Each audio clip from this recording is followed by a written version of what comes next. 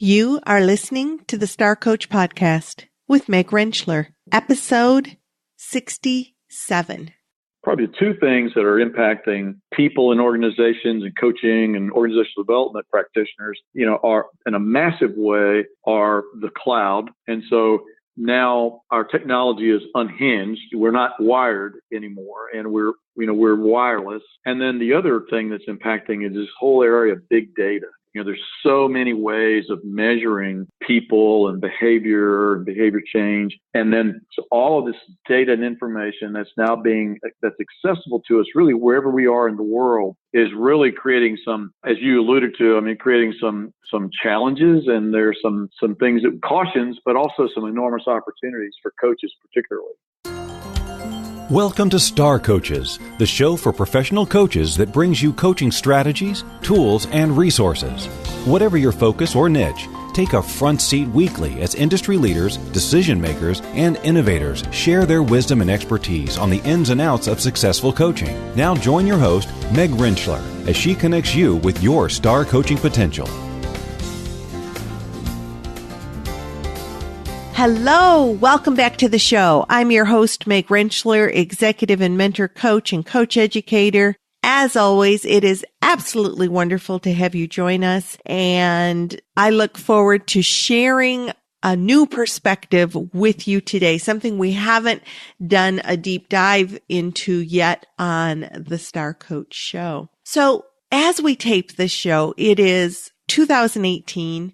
We are in the realm of so much in our society that is sort of controlled by technology, impacted by technology. So it only makes sense that technology also will impact the business that we have as coaches, the practice that we have as coaches. So our guest today, Dr. Ed Rankin, is going to talk to us about how the pace of development, our clients' expectations are accelerating, and how the cloud and big data can impact our delivery of service as a coach.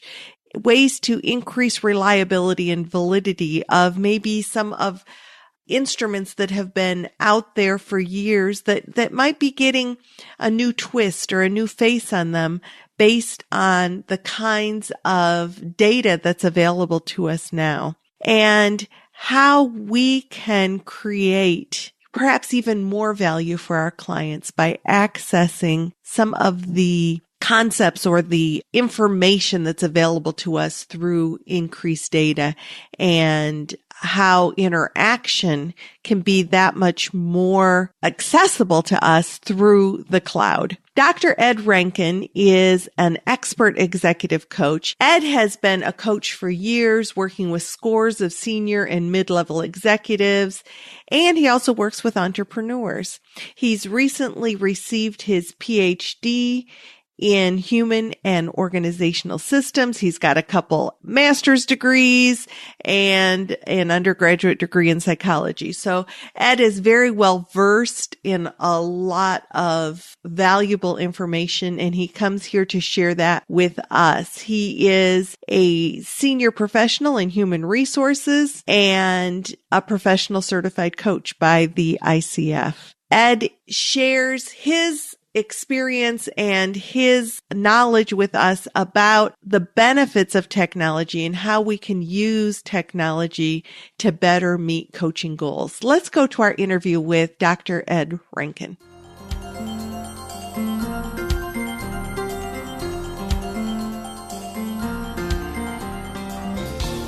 Welcome, Dr. Ed Rankin. It's so good to have you with us today. Welcome to Star Coaches. Thank you, Meg. Nice to be here. Yeah.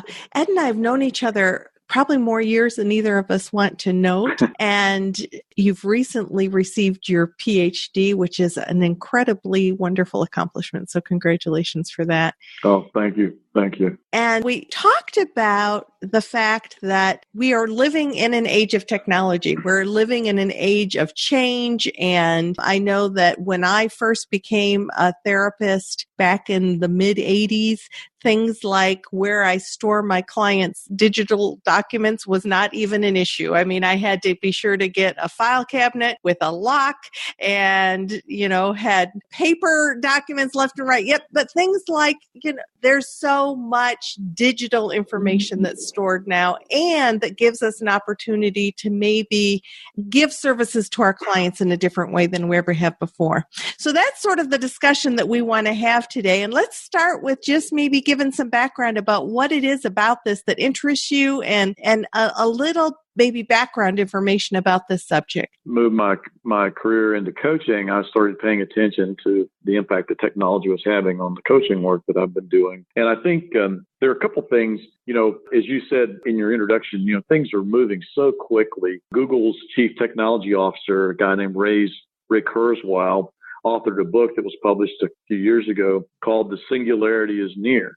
And in Ray's book, he's talking about the ultimate merger of the biological and non-biological realms. That, we now have today, we have people that have knee replacements and hip replacements and heart valve replacements. And so, the prediction is that technology, that move towards technology will continue. And the pace of the development is accelerating. Everything that we learn today, the knowledge that we acquire today is being applied to the future, right? So the pace of change is accelerating. I think that probably the two things that are impacting people in organizations and coaching and organizational development practitioners, are in a massive way are the cloud. And so now our technology is unhinged. We're not wired anymore, and we're wireless. And then the other thing that's impacting is this whole area of big data. There's so many ways of measuring people and behavior change. And then so all of this data and information that's accessible to us really wherever we are in the world is really creating some, as you alluded to, creating some challenges, and there's some things that cautions, but also some enormous opportunities for coaches particularly. How you put together that whole wireless concept and big data into our ability to coach maybe more effectively, what kinds of advantages do these two concepts that you bring, the cloud and big data, how do they all fit together? Okay. Well, I think, the cloud, of course, means that whatever tools we are employing, whatever tools we utilize are available really practically anywhere we are as a coach and anywhere our clients are. So it can literally be available to help them any 24 hours a day, 7 days a week. So the other thing is that the big data, being able to, the analytical power of all this information is really putting increased validity and reliability into the tools that we use. So, for example, some of the assessment software applications, or more recently at software, but in the old days it was paper and pencil, right? So just the simple fact of moving stuff from paper and pencil to automated and digitizing it creates a whole opportunity for more power. And when I say power, we can place more confidence in the predictive validity of the tools that are available. Because now we have so many more data points with which we can measure people, we can measure different factors that they as individuals bring to a situation, also other variables that we can now look at that are external to that person because of the cloud, right? That we're now able to kind of have a more powerful, higher level of confidence in the tools that are available for us to use as coaches for development, for example. And there are some of the old tools that have been used for a long time. Let's say the Myers-Briggs. Now there's so much data. It has been used so much, and the data has been collected. Now that data can be analyzed, has been analyzed. So we now can take tools like the Myers-Briggs or the predictive index is another one, where they've been around for 50 years. But the massive amount of data that's been accumulated over the years, and now the science that can be applied to all that data, is allowing those tools to the use of those tools to be expanded. And then also the users can have higher confidence that the tools that are actually, they're measuring what they say they measure. And then we can have more confidence in the predictions that they bring to us. So it's really interesting. Some assessments that might be thought of as old school or been around so long, while that might have in some people's mind count against them, maybe. I mean, what's the newest thing? The reality is the MBTI has been given so many times. And as you said, now all that data can be input to increase validity to give us a better picture. How exciting Correct. for those kind of long known assessments to almost get a new shot of life, huh? Well, and yes, that I think that's happening, Meg. And then also too, new applications are being developed. It's easier now to develop new assessment tools. It doesn't take a room of programmers to convert someone's ideas into an assessment technology. It can be done rather quickly. So you're seeing a lot of very sort of unique, more precise tools that are coming into the marketplace. And assessment technology and coaching technology just literally being pushed out to smartphones and handheld devices. So it's quite interesting. Yeah, it's quite an opportunity. What's your experience of how this is impacting how organizations are utilizing this kind of information? I see a couple of things evolving. I think that the users of these different technologies are becoming more sophisticated. So the buyers, the corporate buyers, the human resource information systems, people, for example, in large corporations are becoming more sophisticated and more aware of all these tools out there. So there's a more sophisticated, more demanding buyer, I think. People that they're really asking harder questions and they're being more selective about what tools they choose and then how they use. And that's one thing that I think is happening. And I think there's a little bit more of a willing to use tools now. I think because of the validity and reliability issues, we were struggle with that a couple of decades ago because of all of the adverse impact implications and the potential to discriminate against people and to violate equal employment opportunity laws and regulations, that people were more hesitant to use tools. I see the more willingness now and openness because because of the technology and the science, we've been able to eliminate some of the potential problems associated with their use. Which is helpful because then it allows us to bring more information to the client, maybe be more effective with our clients. What advice might you have? You talked about a more demanding customer and that we as coaches need to be well informed and be able to kind of meet that demand with information. Any advice that you might have on being well informed and picking an instrument that works well for kind of what you offer? I know that's sort of a two-part thing, but how do we respond to that demand? I think that's a really good question. I think it's important for us as coaches to know what information are we seeking and what are the best tools out there to help us get at that information. I think I think we're all guilty of this. We use a tool and we get comfortable with it. And we understand it. We understand how to interpret the results. We've seen it be effective in the past. And so we'll continue to use it. And sometimes there may be situations where it may not be the best tool that we might be better off using something else. So, but I've seen, you've probably seen this also, there's just been a massive growth in the type of tools that are being used today. And Absolutely. I think, of course, yeah, and I think the danger for us as coaches is if we're using something in a way that it wasn't designed to do. If we're trying to get information out of a tool that it really wasn't created to produce, then we may be pushing something in the wrong direction. I think that's one thing to be cautious about. And there are places to go to learn about this, the professional associations, the Association for Talent Development, the International Coach Federation, Society of Human Resources Management. They're pretty good sources to go to, the special interest groups and those professional associations where people can learn more about what's out there and how to best use them. Yeah, and I think that on the one hand,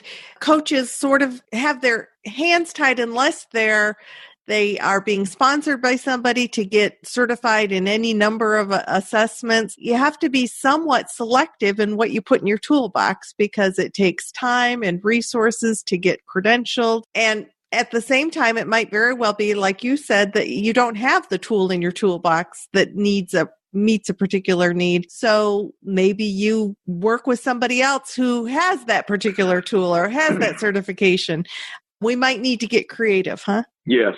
And that, actually, that's a strategy that I've employed in the past, where if I've seen a need for information or I could see the potential value of assessing a coaching client around a certain set of criteria, if I didn't have the expertise, I would turn to people that did, and I think that's the smart thing to do. Mm-hmm. Yeah, and I know that I've been contracted with by other coaches to maybe come in and do a particular assessment or instrument that I'm certified in, and it's just that part, that coach sits in on the debrief and things like that, so that it's just value add to the process, but they don't have to go and get certified on that particular thing to see that one client. Yeah.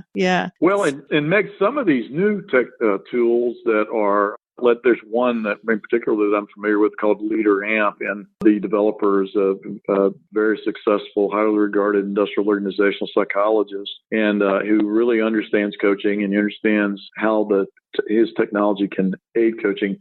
It's the burden of a lot of that. These tools have been developed to the point where it's pretty easy for any coach to pick up the technology, because the interpretation all is done through the tool itself. And, this particular app, and there are others like it. This one that I happen to be familiar with. I know there are others that are competitive products, but they really are an augmentation to the coaching process. So it allows a coach and a client it allows the technology actually kind of fills some of the gaps between the coaching sessions and reinforces the client's work through technology. So it's amazing. It's something that I've been looking at as a possible augmentation. I've got some corporate clients that would like to expand coaching in their organizations, but because of the cost, they're not able to. So we're looking at some of these tools to be able to allow me to help them get coaching more deeper into their organization without a lot of the expense associated with the presence of a coach. So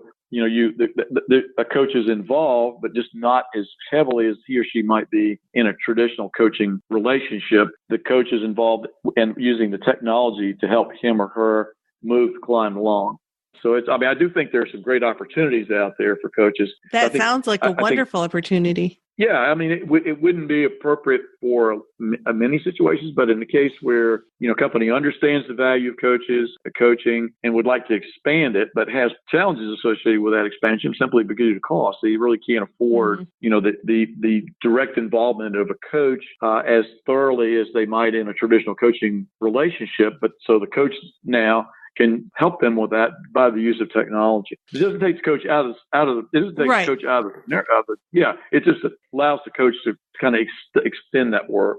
Well, can you give us some examples of what that technology might do, how it supplements? Yeah, a lot of these tools, they actually, there's an assessment that's embedded in the software application itself. It's the coach and the client download the application on a smartphone. They are able to connect with one another through the device. The client takes an assessment on the device itself. That information is shared with the coach, and the goal setting and timelines and objectives can all be included in the application itself. So now the coach and the client can communicate about that, sometimes just through the device itself. They may not have to be the coach may not need to be physically present as often or on the phone as often, but the client and the coach are communicating with each other through the device. And the device can serve as a reminder, a timer. A bit of an additional accountability, huh? It's a great accountability tool. Yes, that was the word I was looking for. And then I think these tools become even more sophisticated. I think as time goes on, I see, artificial intelligence and some other things coming into play where, as the applications learn and about a particular individual, for example, and their behavioral predispositions. And, depending on how much information the client's willing to share with the coach and with the system through the device, the device can become even more influential and more actively involved in working with the individual. I don't think the coach gets eliminated, but I think the coach's work can be augmented in a significant way through the technology. That's what I was hearing all the wheels turn, in the audio. Oh, great. Ed is telling how to work us all out of a job, huh? But really taking advantage of the incredible technology that's available to bring additional value to our clients. Yes. And while certainly we might be thinking, well, it would be better to get paid to go there and do, or what, but not every company has that capability, and we still want to bring them the best value we can. And if we are doing everything we can to create change and results, and then you're creating the kind of relationship that speaks well to the coaching industry, speaks well to your business, speaks well to what you do as a coach. Yes. Well, and I think perhaps as the technology continues to evolve, the work, the expectations and the work of the coach actually becomes more critical, but it becomes more strategic and targeted. More targeted. Yeah, perhaps it's more around working to customize the use of some of these technologies and tools for a client. And there are all the idiosyncrasies around culture, and as every corporation I work with, there's a different client, different culture, and different, really different kind of need. Yeah, while the work of the coach might be very similar from one place to another, the systems that the coach is working in certainly going to be different. And so I think the work of the coach may be really more around the customization and the effective use. Just like we talked about the assessment, the coach is real important to help the organization figure out what assessments they actually should be using. What is it? What information are we seeking, and what's the best way to get that information? So I think it becomes more that. Good. And when you work with companies and you begin to factor in some of this new technology and the concept of the data that's available and the way that we can use wireless to give our clients more access, really, any other tips or even an example that you might have of a way that a coach can maybe up their game a little with these concepts? Well, that's a really good question. I think one of the things that I've tried to attend to is really look at the company's current use of technology, where they're in their comfort level with it, or even particularly like within if we look at the use of assessments in coaching, I tend to like to use a lot of assessments on the front end every coaching assignment that I undertake. One of the things I take on new corporate clients, there seems to be a relatively steep learning curve for the company in terms of the tools we're using, the purpose of the use of the tools, and then the interpretation of the results and how all that is pulled together to make the coaching work successful and to bring value to the company. So, in fact, I had a meeting yesterday with the leadership team for one of my large clients, and it's a new client. And I just took on 3 high potentials there a month or so ago. And so I wanted to take time to sit down with the executives there for them to understand the tools that I was using, the purpose behind the use of those tools, the value of the information that we were getting from the tools, and how that was actually going to be incorporated into the coaching work. And then how does that coaching process benefit the company? And I think it was a really time well spent, Meg. And I think that, I certainly have in the past been guilty of not putting enough effort and time into that process, and just assuming that, the leadership of the company kind of understood what we were doing. And I think there's still, even though I would say I think there were 5 people on the leadership team for this organization. Maybe a couple of them have had coaching themselves at some point in the past, but still not a clear understanding of the coaching process, the use of the tools, the technology, and how that fit together. So I think for the effectiveness of the the work that they've asked me to do, and also for my long-term, I'm building a good relationship with the company. I think that it was really certainly a good use of time yesterday for all of us to go through this. And as a matter of fact, we concluded the meeting with the leader telling me that he really felt the meeting was valuable, and he asked me if I'd be willing to come back and give them another update in a couple of weeks as the coaching work progressed with these people. So, yeah, I think, it's like so much that we do. Every time, if I take the time to do things the right way, we usually have a high probability of a good outcome. If I try to shortcut stuff and maybe don't take the time to do that extra little thing, sometimes we get off track. Right. And I think the other thing that sometimes we fall in the trap of is just assuming that people understand more than they do, because it's so common for us, but it's not common for our clients. That's how come they're bringing us in. That's an excellent point. And that's certainly with the situation with in fact, I had a series of meetings with these fellows.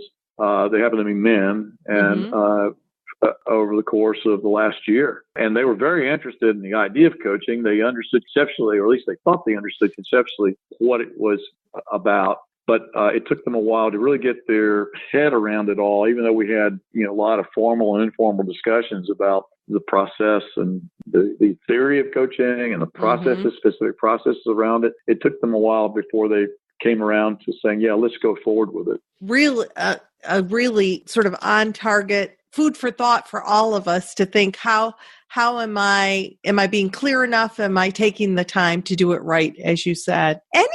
I know you just gave a presentation on this whole concept of big data.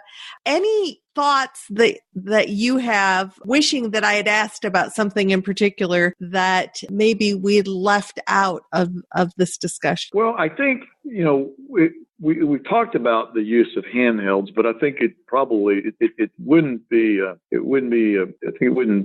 hurt us to go back to the handheld, revisit, the potential for handheld devices. And I think as they become increasingly more powerful, as the broadband, increases, the availability of broadband and the speed with which people can communicate, I think it's just going to open up a lot of opportunities for us in real-time kind of coaching. I was thinking about this. I sort of have an agreement with all of my coaching clients that I'm available to them anytime outside our planned meetings, because if something pops up that's relevant to something we're working on, I want them to feel like they can reach out. Exactly.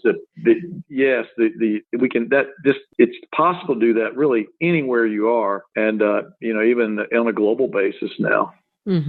So being able to kind of break down the barriers of distance and we're far more accessible with our handheld devices. Our clients are. I know that there's digital programs out there, client management systems that allow us to create more of two-way communication with our clients, even when we're not necessarily in a session with them. Exactly. And all these things to explore how would somebody maybe explore what's out there? What are some good resources, Ed? I didn't warn Ed that I was asking him this question, so I'm going to give him a bye if he doesn't know. But what are some thoughts that you might have about ways to increase our competency in this complexity? Yeah, well, there are conferences, HR technology conferences, where a lot of this advanced technology gets introduced. And, I know we can't all attend those, and nor do we need to. But, I think even just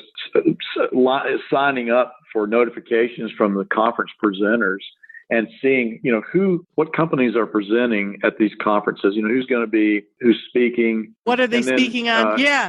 What they're speaking on. And then, who are the vendors that are going to be there, trying to sell their wares. I spent some time, I was at the ICF Global Conference in Washington, D.C. back last summer, August. fall. I forgot when it was. Yeah. Okay. And I took some time there. Some of this technology that we alluded to was being displayed there, some of the stuff. So I think there are good places like that there's a good place to kind of try to keep abreast of what's going on.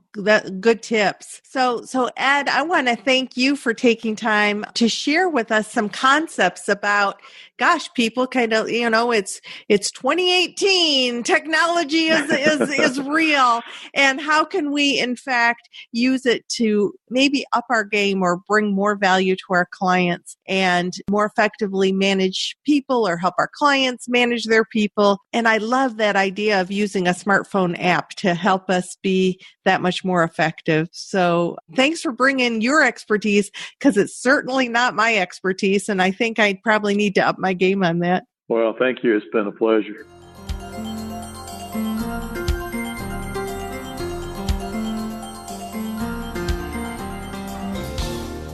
As coaches in this day and age, if we're not up to speed or aware of the different resources that are available, and that would include available through technology, perhaps we're not tapping into all that we can to be the best coach we can and to bring the most value we can to our clients. So I encourage you to explore, maybe do a Google search to see what kinds of resources you might want to further add to your toolbox as a coach with your clients, with the organizations that you work with. And I want to thank Dr. Ed Rankin for sharing his expertise with us on today's show. If you'd like to know more about Ed or about the different resources discussed, go to the resource page at starcoachshow.com. Also, sign up for our ongoing book giveaway. Our current book is Ignite Your Leadership, and Kathy Sparrow